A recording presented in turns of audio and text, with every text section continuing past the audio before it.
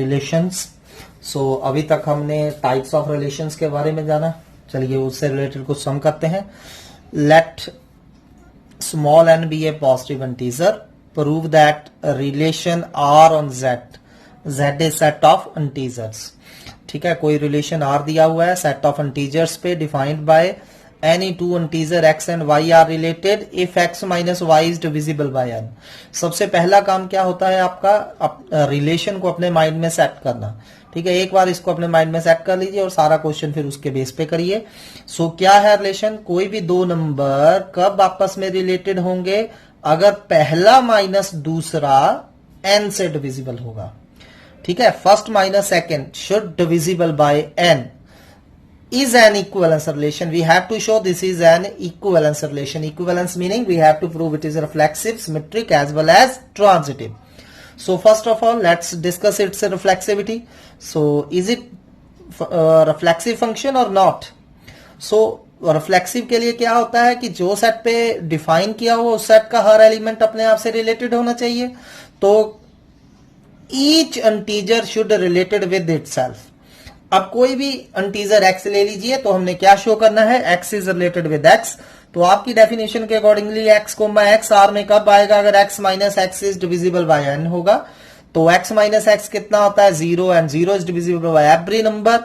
सो बस यहीं से लिख देना है, since a minus a equal to 0 which is divisible by n, 0 n से डिविजिबल है, where a is any real number. और यू कैन टेक x, जो मर्जी एलिमेंट ले लीजिए, कोई दिक्कत नहीं है।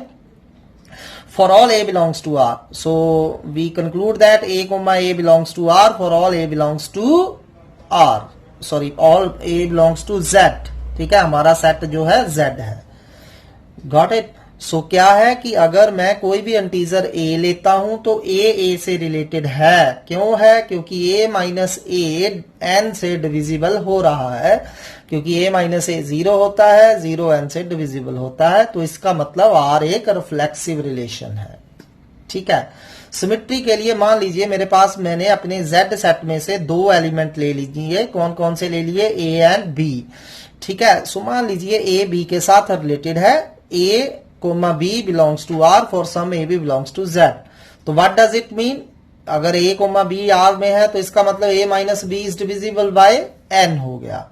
अगर a minus b divisible by n है तो b minus a is also divisible by n होगा। जैसे 5 अगर 5 से डिविजिबल है तो माइनस 5 भी 5 से डिविजिबल होगा, 10 5 से डिविजिबल है तो माइनस 10 भी 5 से डिविजिबल होगा। ऐसे ही अगर a माइनस b n से डिविजिबल है तो उसका नेगेटिव b माइनस a भी n से डिविजिबल होगा।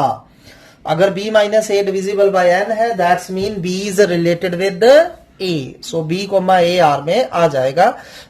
तो अगर a भी r में लेके चले थे, b a r में आ गया है, तो that's mean r is symmetric, क्योंकि सिमेट्रिक की यही डेफिनेशन होती है, अगर a भी r में है तो b a should be in r। सो हम a भी r में लेके चले थे और हमने प्रूव कर दिया b is also in r, so that's mean r is symmetric. So चलिए ट्रांसटिविटी, ट्रांसटिविटी के लिए हमें कितने एलिमेंट्स की जरूरत पड़ेगी, 3। सो मान लीजिए 3 एबीसी मैंने इंटीजर्स ले लिए। सो 3 एबीसी अगर हमने इंटीजर ले लिए तो मान लीजिए ए बी के साथ रिलेटेड है, बी सी के साथ रिलेटेड है। तो प्रूव क्या करना रहेगा कि ए सी के साथ रिलेटेड है। सो चलिए प्रूव करते हैं। So let a comma b belongs to r and b comma c belongs to r। That's mean मान लीजिए a b के साथ रिलेटेड है, b c के साथ रिलेटेड है। सो अगर a comma b belongs to r है तो इसका मतलब क्या हुआ, a minus b is divisible by n। b comma c belongs to r, इसका मतलब क्या हुआ, b minus c is divisible by n। अब कोई भी नंबर n से डिविजिबल कब होता है, when it can be written as n into some integer. ठीक है, so a minus b n से डिविजिबल है तो a माइनस b को some integer lambda into n लिख सकते हैं। b माइनस सी n से डिविजिबल है तो b माइनस सी को सम इंटीजर इंटू n लिख सकते हैं by definition of divisibility, where lambda and mu are integers. So अब इन दोनों को ऐड कर दीजिए। ऑन एडिंग हम क्या मिल रहा है, a minus B plus B minus C equal to lambda N plus mu N. तो इन दोनों में से n कॉमन निकाल लीजिए, लैम्डा प्लस म्यू कॉमन आ गया n। सो b से b कट गया, a minus C equal to क्या बच गया, अब लैम्डा भी इंटीजर था, म्यू भी इंटीजर था, लैम्डा प्लस म्यू भी क्या होगा, इंटीजर होगा। तो मैं क्या देख पा रहा हूं कि a minus C some integer into n आ गया है, तो that's mean a minus C is divisible by n, और you can say a is related with c। So हम ए रिलेटेड विद बी लेके चले थे, बी रिलेटेड विद सी लेके चले थे, तो ए रिलेटेड विद सी आ गया है, तो that's mean R is transitive, hence R is an equivalence relation. चलिए नेक्स्ट सम करने से पहले हम इक्विवेलेंस क्लास के बारे में जानेंगे। What are equivalence classes? So जब भी कोई रिलेशन इक्विवेलेंस होता है, जब भी कोई रिलेशन इक्विवेलेंस होता है, तो ये जो रिलेशन होता है, जिस सेट पे ये इक्विवेलेंस रिलेशन मतलब डिफाइंड होता है, जिस भी सेट पे वो रिलेशन डिफाइंड होगा, तो क्या करेगा, equivalence relation divide the set into pair wise disjoint sets called equivalent classes whose collection is called partition of set and union of all equivalence classes gives us the whole set।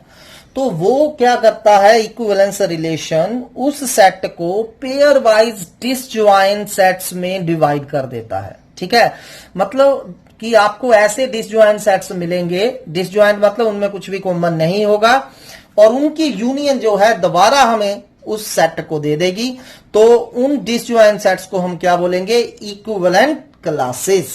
ठीक है, सो हम इसको example से करेंगे, don't worry. So in general किसी भी element की, हर element की इक्विवेलेंस क्लास होती है। ठीक है, सो इक्विवेलेंस क्लास क्या होती है किसी भी एलिमेंट की, all the elements related to that element. ठीक है, सो मान लीजिए let R be an equivalence relation on A, the set of all elements of A related to an element A belongs to A is denoted as this sign। A को हमने close bracket में बंद कर देना है, तो ये क्या डिनोट कर रही है, इक्विवेलेंस क्लास ऑफ A। तो इक्विवेलेंस क्लास ऑफ कोई भी एलिमेंट A जो हमारा A सेट से है, इक्विवेलेंस क्लास ऑफ A क्या होगा, set of all those elements which are related to A under relation R। उन सभी सेट्स का एलिमेंट, उन सभी एलिमेंट्स का सेट जो ए एलिमेंट के साथ रिलेटेड है, उनके सेट को हम बोलेंगे equivalence class of element A. Let's understand this whole concept with the example. So let's take example. So देखिए, let R on set A 1 2 3 4 5 defined as R equal to ordered pair A comma B such that a minus B is divisible by 2। ठीक है, सो are set क्या है, इसमें कोई भी दो element a and b कब रिलेटेड होंगे, अगर फर्स्ट माइनस सेकंड 2 से डिविजिबल होगा। और ये हमारा रिलेशन कौन से सेट पे डिफाइन किया गया है, 1 2 3 4 5। सो चलिए पहले मैं एलिमेंट 1 की बात करता हूं कि एलिमेंट 1 के साथ कौन कौन रिलेटेड है। ठीक है, सो वो सारे एलिमेंट ढूंढते हैं जो 1 के साथ रिलेटेड है। तो 1 के साथ कौन रिलेटेड होगा, 1 यहां ए की जगह 1 मान लीजिए, तो कौन रिलेटेड होगा, तो यहां सेकंड एलिमेंट हमने ऐसा लिखना है कि 1 minus that element should divisible by 2। सो सबसे पहले 1 1 से खुद से रिलेटेड है, क्यों, क्योंकि 1 माइनस 1 0 होता है एंड 0 2 से डिविजिबल है।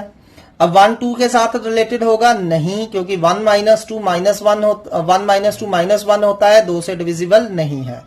तो 1 3 के साथ रिलेटेड है, बिल्कुल, क्योंकि 1 माइनस 3 माइनस 2 होता है and minus 2 is divisible by 2। क्या 1 4 से रिलेटेड होगा, नो। 1 5 से रिलेटेड होगा, बिल्कुल होगा, 1 5 also belongs to R as 1 minus 5 equal to minus 4 which is divisible by 2। So हमने क्या देखा, 1 के साथ 1 रिलेटेड है, 1 के साथ 3 रिलेटेड है, 1 के साथ 5 रिलेटेड है। तो ये जो एलिमेंट्स का सेट आ रहा है, ठीक है, कौन कौन से एलिमेंट जो 1 के साथ रिलेटेड थे, 1 3 5, इनके सेट को हम बोलेंगे equivalence class of 1। Understand, equivalence class of 1 का मतलब क्या होगा, वो सभी एलिमेंट्स का सेट जो 1 के साथ रिलेटेड है। ऐसे ही अगर मैं आपको कहूं कि 2 का इक्विवेलेंस क्लास निकालिए, इक्विवेलेंस क्लास ऑफ एलिमेंट 2, सो 2 के साथ कौन कौन रिलेटेड है, 2 के साथ सिर्फ 2 रिलेटेड है, 2 के साथ 1 नहीं होगा, 3 नहीं होगा, 5 नहीं होगा और 4 होगा। सो 2 की इक्विवेलेंस क्लास क्या होगी, सेट 2 4। अब 3 की इक्विवेलेंस क्लास, 3 के साथ कौन कौन रिलेटेड होगा, 1 3 एंड 5। 4 के साथ कौन कौन रिलेटेड होगा, 2 एंड 4। पता लग रहा है ना कि रिलेटेड का क्या मतलब है। ठीक है, सो वो सभी एलिमेंट 4 के साथ जो रिलेटेड है कि 4 minus that element is divisible by 2 होगा। 5 के साथ कौन कौन रिलेटेड है, 1 3 एंड 5। ठीक, सो हमने सभी एलिमेंट्स की ईच एलिमेंट्स की इक्विवेलेंस क्लासेस निकाल ली हैं। अब इन क्लासेस को केयरफुली देखिए। तो जो आप क्या देखेंगे, जो इक्विवेलेंस क्लासेस आ रही हैं हमारी, जो जितनी भी इक्विवेलेंस क्लासेस आ रही हैं वो क्या होंगी, आइदर आइडेंटिकल होंगी या डिसजॉइंट होंगी। ठीक है, जितनी भी इक्विवेलेंस क्लासेस आ रही हैं वो तो या तो आपस में आइडेंटिकल होंगी या आपस में बिल्कुल डिसजॉइंट सेट्स होंगे। सो देखिए यहां 1, 3 एंड 5 की इक्विवेलेंस क्लास आइडेंटिकल है, 2 और 4 की आइडेंटिकल है। ठीक है, यानी कि दो हमारे पास पार्टीशन आ गई, दो पार्टीशन आ गई, एक तो सेट 1, 3, 5, दूसरा सेट 2, 4। और इन दोनों में आप देख सकते हैं, इन दोनों में कुछ भी कॉमन नहीं है। ठीक है, सो 1, 3, 5 एंड 2 एंड 4 ये दो पार्टीशन हमारी बन रही थी और इन दोनों में nothing common there. So meaning these are the disjoint sets. These are the disjoint sets. ठीक है, so thus R partition the set A into two pairwise disjoint sets. ऐसे ही आपके पास जरूरी नहीं कि दो ही आए हर बार, दो ऐसे दो सेट आ सकते हैं, 3 आ सकते हैं, 4 आ सकते हैं, 5 आ सकते हैं, depending upon the set and depending upon the relation. But one thing clear है उसमें कि वो सारे के सारे डिसजॉइंट होंगे और इन सभी की यूनियन वापस निकालिए। अब जैसे वन एलिमेंट की इक्विवेलेंस क्लास और 2 एलिमेंट की इक्विवेलेंस क्लास, इन दोनों की यूनियन निकालिए, ये वापस आपको ए देगा। तो ये होता है इक्विवेलेंस क्लासेस। सो हर इक्विवेलेंस रिलेशन जो है उस सेट ए को ऐसे डिसजॉइंट सेट्स में डिवाइड कर देता है जिनकी यूनियन वापस ए सेट होती है। ठीक है, सो आप कोई भी एग्जांपल ले सकते हैं। सो 1 मार्क्स का एक क्वेश्चन है इसी के बेस पे। मान लीजिए मेरे पास n7 मतलब set of first 7 natural number 1, 2, 3, 4, 5, 6 है। तो ये जो है ये हमें does the following partition give rise to an equivalence relation.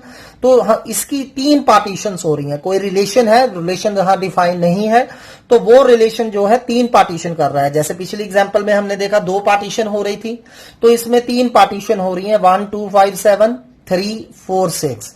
तो क्या ये एक इक्विवेलेंस रिलेशन होगा, ये आपने बताना है। आपको इक्विवेलेंस क्लासेस की पार्टीशन दी हुई है and you have to check whether it is an equivalence relation. ठीक, तो मैं क्या देख रहा हूं कि ये सभी तीनों सेट्स डिसजॉइंट है। ठीक है, ये जो पार्टीशंस हैं दे मस्ट बी डिसजॉइंट, इनमें कुछ भी कॉमन नहीं होना चाहिए। A1, A2, A3 में देखिए कुछ कॉमन है नहीं है। और दूसरी बात, इन सभी की यूनियन वापिस ओरिजिनल सेट मिलना चाहिए। तो इन तीनों की यूनियन करिए, क्या आ रही है, 1, 2, 3, 4, 5, 6 एंड 7। तो वापिस हमें क्या मिल रहा है, ए सेट मिल रहा है या n7 सेट मिल रहा है यहां। सो इसका मतलब yes these partition gives us an equivalence relation. So this is the concept of equivalence class. चलिए नेक्स्ट करते हैं। नेक्स्ट हम इक्विवेलेंस रिलेशन से रिलेटेड सम करने से पहले कुछ उनसे रिलेटेड थ्योरम्स करते हैं। So first is prove that relation R on A is symmetric if and only if R inverse is R. So हमने क्या प्रूव करना है कि कोई भी रिलेशन सिमेट्रिक कब होगा, अगर उस केस में आर इनवर्स आर के इक्वल होगा। आर इनवर्स मैंने आपको बताया हुआ है क्या होता है, inverse of a relation. So यहां word if and only if है। इफ एंड ओनली इफ का मतलब we have to prove it both way. Both way meaning पहले हमने मान के चलना है कि ए एक सिमेट्रिक रिलेशन है और प्रूव क्या करना है, R inverse equal to R. Conversely फिर दोबारा हमने मान के चलना है कि R inverse equal to R है और प्रूव क्या करना है, ए इज सिमेट्रिक। ठीक, सो चलिए करते हैं one by one. So first let R is symmetric. मान लीजिए R on A is symmetric है and what is to prove, R inverse equal to R. So R हमें एक सिमेट्रिक रिलेशन दिया हुआ है, तो इस केस में आर इनवर्स आर के इक्वल होगा। तो अब हमने +1 में पढ़ा हुआ है कि कोई भी दो सेट इक्वल कैसे प्रूव करते हैं, ए इक्वल टू बी। इसके लिए आपको प्रूव करना पड़ेगा ए सबसेट ऑफ बी है and B subset of A है।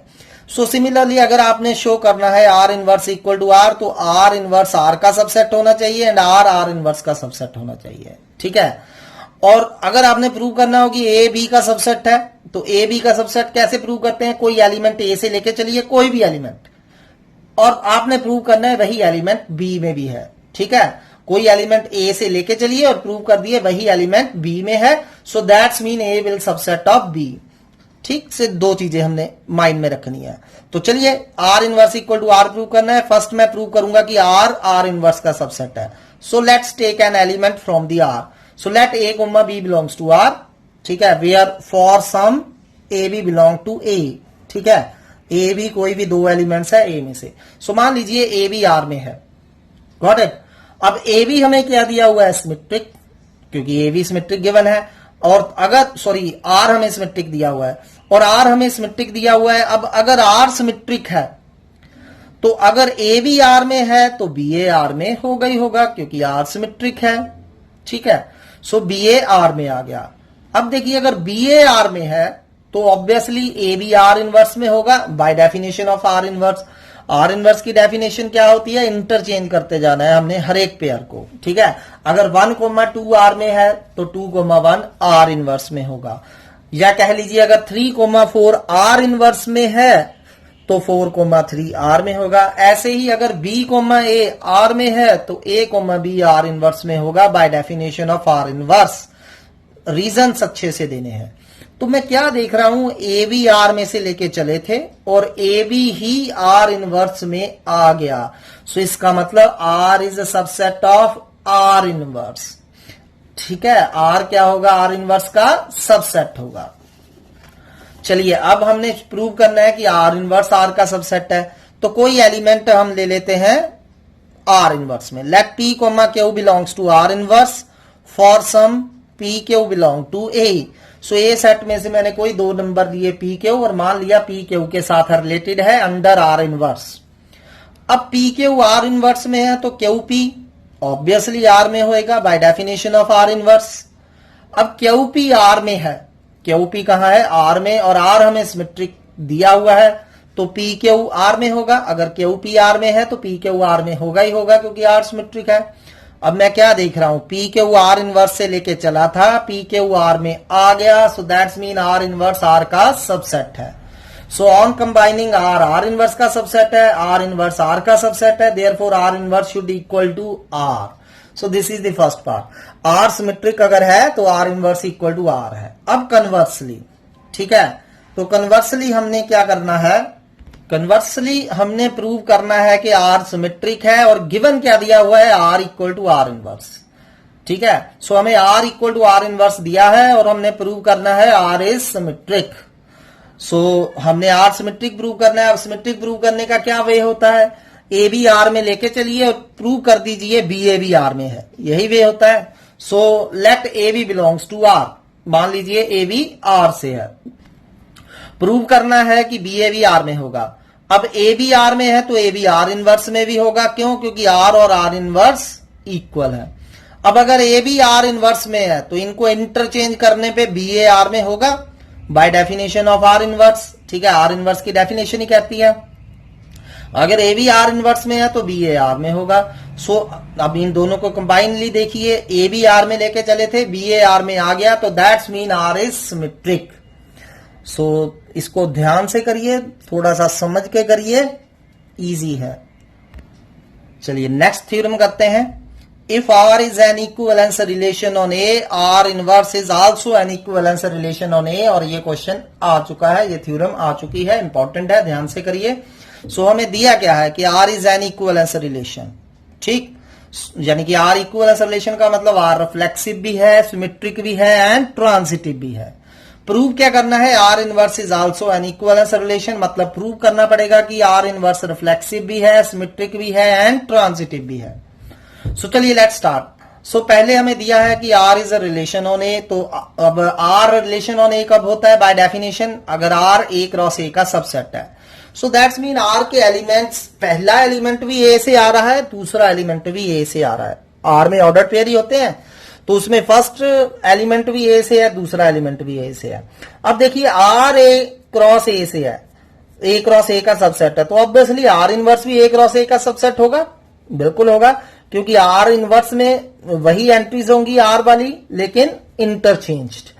तो पहली एंट्री अगर ए से है, दूसरी एंट्री बी से है, तो आर इनवर्स में भी पहली एंट्री ए से हो जाएगी, दूसरी एंट्री भी ए से हो जाएगी। So that's mean R inverse is also subset of A cross A, that's mean R inverse is a relation on A. सबसे पहले तो मैंने यही प्रूव करा कि अगर आर रिलेशन ऑन ए है तो आर इनवर्स भी रिलेशन ऑन ए होगा। अब हमने प्रूव करना है कि R inverse is an equivalence relation. So first of all let's prove the reflexivity. ठीक है, तो रिफ्लेक्सिविटी के लिए क्या प्रूव करना पड़ेगा कि A comma A belongs to R inverse for all A belongs to A. Got it. अब A comma A belongs to R है क्योंकि आर हमें रिफ्लेक्सिव दिया है। अगर आर रिफ्लेक्सिव है तो हर ए से रिलेटेड होगा। So A comma A belongs to R for all A belongs to A. अब ए कोमा ए आर में है तो by definition of R inverse A comma A R inverse में भी होगा। इंटरचेंज करके ए का ए रहेगा। सो अगर ए आर में है तो A comma A R inverse में भी होगा by definition of R inverse.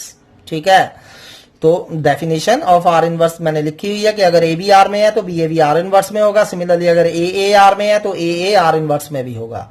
So that's mean R is reflexive, क्योंकि मैं क्या देख रहा हूं, कोई for all A belongs to A comma A belongs to R inverse. चलिए अब सिमेट्री प्रूव करते हैं। सिमेट्री के लिए क्या करना पड़ेगा, मान लेंगे कि ए बी के साथ रिलेटेड है in R inverse and prove करेंगे कि बी ए के साथ रिलेटेड है।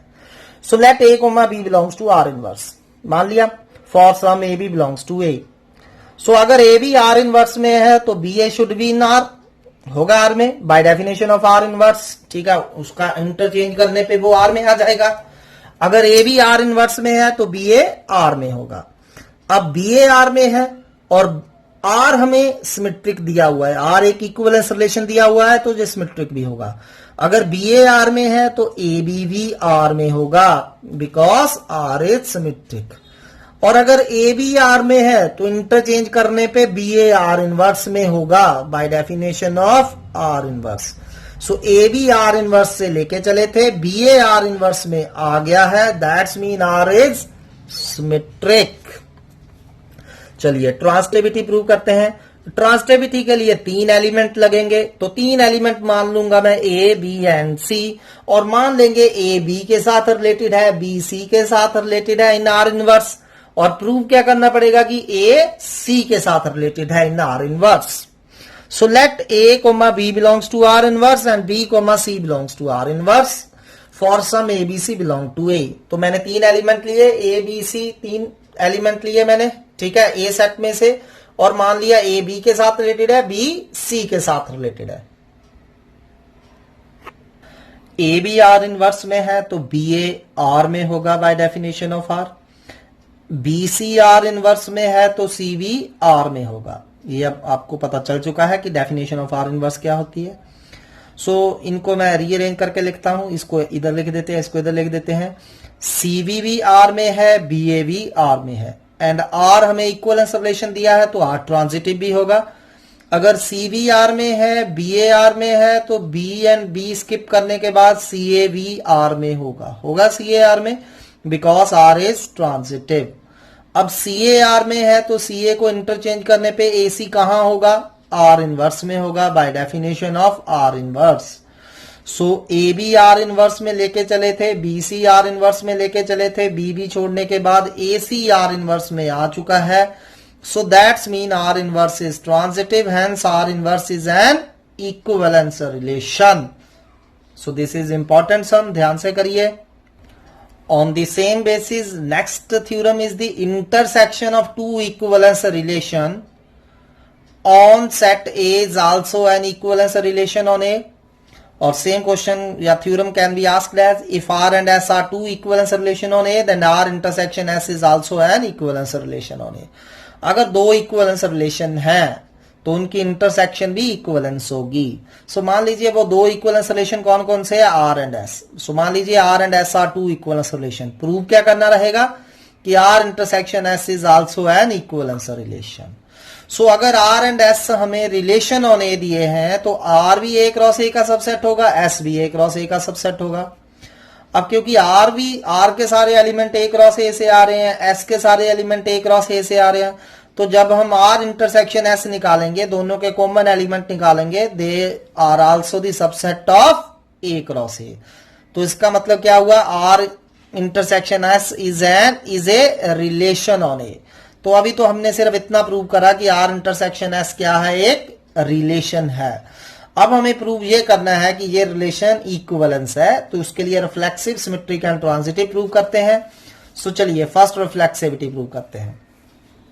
अब हमें आर एंड एस इक्विवेलेंस दिए हैं, तो आर एंड एस क्या होंगे, रिफ्लेक्सिव रिलेशन होंगे ही होंगे उन्हें, क्योंकि आर रिफ्लेक्सिव है तो ए कोमा ए आर में होगा, एस भी रिफ्लेक्सिव है तो ए कोमा ए एस में भी होगा for all A belongs to A. अब ए कोमा ए आर में भी है, ए कोमा ए एस में भी है, तो मीनिंग दोनों में कॉमन हो गया ये, तो A comma A R intersection S में भी होगा for all A belongs to A. ठीक है, तो जितने भी हमारे ए सेट में से कोई भी ए एलिमेंट ले तो वो अपने आप से रिलेटेड है in R intersection S.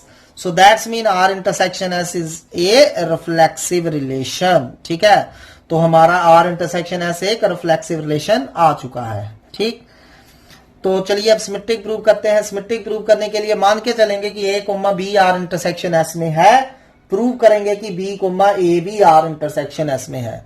So let A B belongs to R intersection S for some A B belongs to A. अगर A B R intersection S में है तो इसका क्या मतलब, ए बी आर में भी होगा एंड ए बी एस में भी होगा, दोनों में होगा। अब आर एंड एस हमें सिमेट्रिक दिए हुए हैं, आर एंड एस इक्विवेलेंस है तो बस सिमेट्रिक भी है, और अगर ए बी आर में है तो बी ए बी आर में होगा as R is symmetric, A B S में है तो बी ए बी एस में होगा एज एस इज सिमेट्रिक। अब बी ए आर में भी है, बी ए एस में भी है, तो बी ए दोनों की इंटरसेक्शन में भी आएगा। So A B R intersection S से लेके चले थे, B A R intersection S में आ गया, so that's mean R intersection S is symmetric. So चलिए ट्रांजिटिविटी, अगेन ट्रांजिटिविटी के लिए 3 एलिमेंट चाहिए मुझे, ए बी सी। सो मान लीजिए आर इंटरसेक्शन एस में ए बी के साथ रिलेटेड है, बी सी के साथ रिलेटेड है। ठीक है, for some A B C belongs to A. अब A B R intersection S में है तो ए बी आर में भी होगा एंड ए बी एस में भी होगा। ठीक है, similarly B C R intersection S में है तो बी सी आर में भी होगा, बी सी एस में भी होगा। तो अब इन दोनों को आर वाले इकट्ठे कर लीजिए, ए बी आर में है एंड बी सी आर में है, ए बी एस में है एंड बी सी एस में है। ठीक है, मैंने जस्ट रीअरेंज करके लिख दिया इनको। अब ए बी आर में है, बी सी आर में है एंड आर हमें इसमें ट्रांजिटिव दिया हुआ है, तो बी बी छोड़ने के बाद A C should belongs to R. Similarly A B belong to S, B C belong to S, तो that's mean A C also belong to S. So A C R में भी है, ए C S में भी है, तो A C R intersection S में भी होगा। So that's mean R intersection S is transitive, hence R intersection S is an equivalence relation. So important है and easy है, ध्यान से करिए। Next है the union of two equivalence relation may not be an equivalence relation. ठीक है, अब हमने क्या देखा, अगर 2 इक्विवेलेंस रिलेशन है तो उनकी इंटरसेक्शन भी एक इक्विवेलेंस रिलेशन होता ही होता है। ये 1 मार्क्स में भी आपको पूछ सकते हैं, ट्रू और फॉल्स में। तो ऐसे ही क्या union of 2 equivalence relation is always an equivalence relation? No. ठीक है, यूनियन जो है हमारी वो इक्विवेलेंस रिलेशन नहीं भी हो सकती। सो अगर मैंने बताया हुआ है कि अगर आपने नहीं प्रूव करना है, you have to quote an example. So मान लीजिए लेट मेरा ए सेट है 1 2 3, तो इसमें मैंने एक रिलेशन डिफाइन करा 1 1 2 2 3 3 1 2 2 1। Clearly R reflexive, symmetric, transitive तीनों है, तो आर एक इक्विवेलेंस रिलेशन है। ऐसे ही मैंने एस में पहले 3 एलिमेंट तो सेम रखे, 1 1 2 2 3 3 1 3 एंड 3 1 मैंने ऐड कर दिए। सो this is also an equivalence relation. अब दोनों की यूनियन निकालते हैं, आर यूनियन एस। तो यूनियन में सारे एलिमेंट्स लिखने होते हैं आर एंड एस के, जो रिपीट कर रहे हैं वो 1 टाइम्स लिखने होते हैं। सो यूनियन फाइंड करिए आर यूनियन एस की, 1 1 2 2 3 3 1 2 2 1 1 3 3 1 आ गए इन दोनों की यूनियन। अब आप देख सकते हैं कि ये रिफ्लेक्सिव है, क्यों? क्योंकि ए सेट मेरा 1 2 3 था, तो 1 1 2 2 3 3 तीनों पड़े हैं, रिफ्लेक्सिव है। सिमेट्रिक है, 1 2 का 2 1 2 1 का 1 2 1 3 का 3 1 3 1 का 1 3 पड़ा है, तो सिमेट्रिक है। But this is not transitive. क्यों ट्रांजिटिव नहीं है? क्योंकि यहां से देखिए आपका 2 1 भी पड़ा है आर यूनियन एस में, 1 3 भी पड़ा है आर यूनियन एस में, 1 1 छोड़ने के बाद 2 3 हमारा आर यूनियन एस में नहीं है। तो अगर आर यूनियन एस में नहीं है तो ये ट्रांजिटिव नहीं है, अगर ये ट्रांजिटिव नहीं है तो ये एक इक्विवेलेंस रिलेशन नहीं है। चलिए नेक्स्ट हम करते हैं, let R on Z, again Z is set of integers. So relation हमें डिफाइन किया हुआ है कि R is equal to A comma B such that A minus B is divisible by 5। ठीक है, A B belongs to Z and show that R is an equivalence relation, जो हमने आज पहला क्वेश्चन किया था, A minus B is divisible by N. उसमें बस n की जगह क्या रिप्लेस करते जाइए 5, ठीक है, you will get the answer. So अगला है show that r on z given by r equal to a comma b such that 2 divides a minus b is an equivalence relation। तो ये भी सेम है, बस 5 की जगह 2 रिप्लेस कर दीजिए पिछले क्वेश्चन में। सो अगला क्वेश्चन करते हैं। सो show that r on a 1 2 3 4 5, ठीक है, हमारा सेट क्या है, सिर्फ 1 2 3 4 5, इसको माइंड में रखिए। Given by r is equal to ordered pair a comma b such that modulus of a minus b is even. अगर a माइनस b का मॉड क्या होगा, इवन होगा, इज एन इक्विवेलेंस रिलेशन। तो ये हमें इक्विवेलेंस रिलेशन शो करना है। फिर इसका छोटा सा नेक्स्ट पार्ट भी है, एनसीईआरटी का क्वेश्चन है एंड इंपॉर्टेंट है, ये आ चुका है एक बार। सो show that all elements of set 1 3 5 are related to each other and all elements of set 2 4 are related to each other, but no element of 1 3 5 is related to any element of 2 4। so easy है, nothing hard there। so सबसे पहले relation क्या है, कोई भी दो number कब related है, अगर उनके डिफरेंस का मॉडुलस इवन होगा। सो चलिए इसको पहले इक्विवेलेंस प्रूव करते हैं, रिफ्लेक्सिविटी। तो अब क्या प्रूव करना रहेगा कि ए से रिलेटेड है। So A comma A R में कब आएगा, अगर ए माइनस ए का मॉड इवन होगा। अब आपको पता ही है ए माइनस ए का मॉड क्या होता है, 0, and 0 is a even number. So that's mean A comma A belongs to R for all A belongs to capital A. So R is reflexive. Symmetry के लिए मान के चलेंगे ए बी के साथ रिलेटेड है, ए एंड बी कोई भी दो एलिमेंट ए सेट से हो सकते हैं, और प्रूव क्या करना रहेगा, बी ए के साथ रिलेटेड है। So let A B belongs to R for some A B belongs to A. So that's mean a minus B modulus is even. तो अगर a माइनस बी का मॉड इवन है तो b minus a का mod भी even होगा obviously. जैसे 1 minus 3 का मॉड इवन है तो 3 माइनस 1 का मॉड भी इवन होगा। So that's mean b comma a belongs to r। So r is symmetric. Next transitivity के लिए, सो मान लीजिए a b के साथ रिलेटेड है, b c के साथ रिलेटेड है, for some a b c belong to a। सो अगर ए बी के साथ रिलेटेड है तो ए माइनस बी का मॉड क्या होगा, इवन। सिमिलरली बी सी के साथ रिलेटेड है तो बी माइनस सी का मॉड क्या होगा, इवन। तो कोई भी नंबर इवन कब होता है, अगर इसको 2 इंटू सम इंटीजर लिख सके। सो ए माइनस बी का मॉड इवन है, सो ए माइनस बी का मॉड क्या होगा, 2 into some integer lambda. Similarly B minus C का मॉड इवन है तो बी माइनस सी का मॉड क्या होगा, 2 into some integer lambda, where lambda and mu belongs to integer. तो इधर से मॉड हटाइए, मॉड जब हटाते हैं तो प्लस माइनस लगा दिया जाता है। सो ए माइनस बी क्या हो गया, plus minus 2 lambda. Similarly B minus C क्या हो गया, प्लस माइनस 2 म्यू। दोनों को ऐड कर दीजिए, A minus B plus B minus C क्या हो जाएगा, plus minus 2 lambda plus minus 2 mu. B से बी कैंसिल हो रहा है आपका, ए माइनस सी क्या आ गया, plus minus 2 lambda plus mu. इधर से प्लस माइनस हटाइए, उधर दोबारा मॉडुलस डाल दीजिए। सो ए माइनस सी का मॉड क्या आ गया, 2 इंटू, एंड लैम्डा भी इंटीजर था, म्यू भी इंटीजर था, तो लैम्डा प्लस म्यू भी क्या होगा, इंटीजर। तो मैं क्या देख रहा हूं, ए माइनस सी का मॉड 2 इंटू इंटीजर आ गया, that's mean A minus C का मॉड क्या हो गया, इवन।